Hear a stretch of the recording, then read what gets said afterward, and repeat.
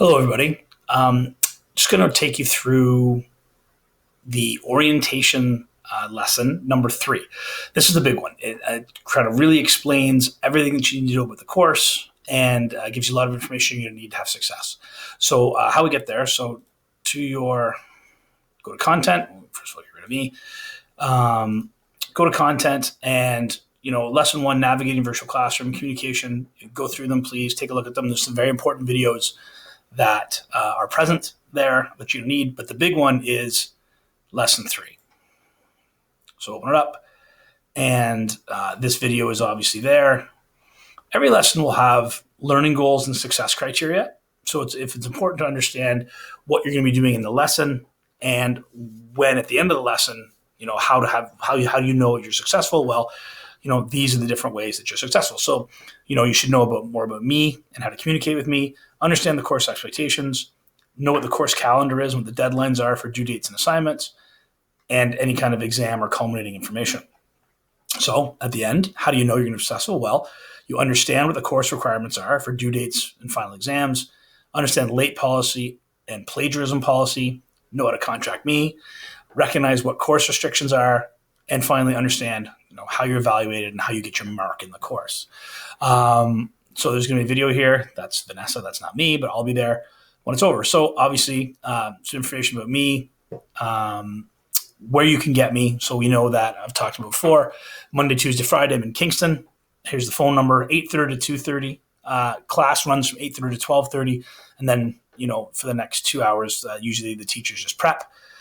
And Wednesday and Thursday I'm in Loyola, Picton, sorry. And that's, again, same deal, 8:30 to 12:30 class goes, and then after class, you're done. But if you come in, if you want to stay for an hour, if you can stay for 45 minutes, it doesn't matter. We're not going to hold you here, certainly. If you've got something to do, you can only come for an hour, great. We just love to see you in class. My phone number is in case you need to get a hold of me. My email, we're at loyolalearning.ca. If you have a question, you can either call me or email me. If it's at night, sometimes I'll get back to you. Sometimes I might wait till the morning if I don't necessarily look at my phone or don't see it. If it is very pressing, there's not a lot of stress involved here. There's nothing that's really an emergency. So if you don't get a hold of me that night, hopefully it can wait till the morning. And again, we do have places at Loyola where you can use Chromebooks, and there's the Wi-Fi, and usually there's some food, and there's some, you can have a drink. Some water, coffee, milk, etc. So they're great places to come to do your work, and there will always be people there to help you is the key thing I want to get across. Doesn't matter if you're in Belleville or Trenton or Picton or Kingston, there will always be someone there to help you, and what my availability is. So I've basically taken the course and broken it into 5 units, and from my last video, we're looking at basically 4 hours a day working on the course. And, we really want you to try to submit assignments on time. That way you're going to not have any late marks, and you're not going to fall behind, because we do move pretty quickly. Usually this course takes place over 4.5 months. We're doing it in 6 weeks. And we're really trying to you're going to be doing the exact same amount of assignments that someone who would be doing the course in 4.5 months would do, but it's just a little more compressed. So, I've provided here a schedule for you. This is here. You can always click on this link and make a copy of the document yourself, and that way you can save it into your own files. That way you can always have it. You don't have to necessarily go back to that particular web page at any time. Anytime you copy it, it says copy of. I would get rid of this and put in Trevor's, Loyola, whatever your first name is there. So this is your course schedule. You'll see that, today is the orientation opened up last week, but really this is the day it should start. The orientation, the little assignment at the end of this unit is due on Thursday. And then we begin. So our first unit is short stories. It runs until Wednesday, October 30th. Here are the assignments and when they're due. Now, I just want to say one thing about things are due. So, the short stories theme presentation is technically due on the 28th. Really, we just want to make sure you get everything in by the end of the unit. But my suggestion is if you get something done on the day it's due, just hand it into the Dropbox, which was explained in the how to get around your course video. Our second unit will be poetry. Just a quick, really a 4-day unit because we got a PA day in there.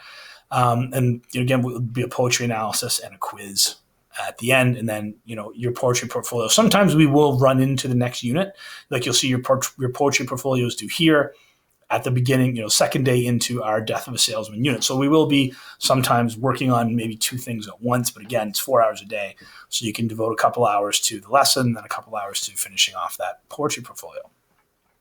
You'll see that our works, our drama study and our novel study are both quite a little bit longer than poetry because it takes longer to read and there's more to them.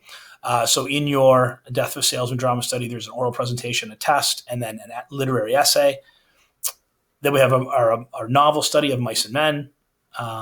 We have a seminar and then an essay as well.